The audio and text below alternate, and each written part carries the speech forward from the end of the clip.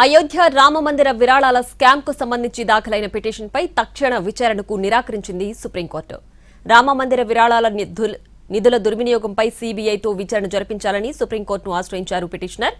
ఈ కేసును వెంటనే విచారించాల్సిన అవసరం లేదని స్పష్టం చేసింది ధర్మాసనం. సమ్మర్ వెకేషన్ తర్వాత సుప్రీంకోర్టు తిరిగి ప్రారంభమైన వెంటనే కేసు విచారణకు వస్తుందన్నారు. ఎలక్ట్రానిక్ ఆధారాలు చెరిపివేసే అవకాశం ఉందని పిటిషనర్ తరపు న్యాయవాది వాదించారు. రాష్ట్ర ప్రభుత్వం తీరు అనుమానాలకు తావిస్తోంది, అందుకే స్వతంత్ర దర్యాప్తు అవసరమన్నారు.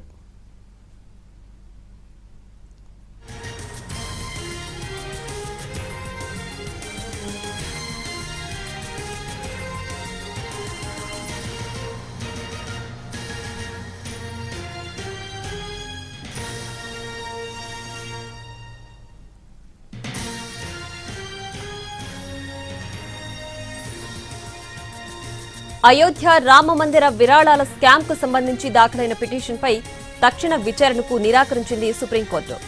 రామమందిర విరాళాల నిధుల దుర్వినియోగంపై సీబీఐతో విచారణ జరిపించాలని సుప్రీంకోర్టును ఆశ్రయించారు పిటిషనర్.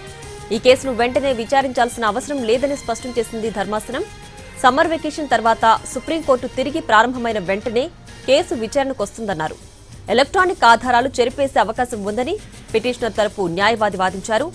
రాష్ట్ర ప్రభుత్వం తీరు అనుమానాలకు తావిస్తోంది, అందుకే స్వతంత్ర దర్యాప్తు అవసరమన్నారు.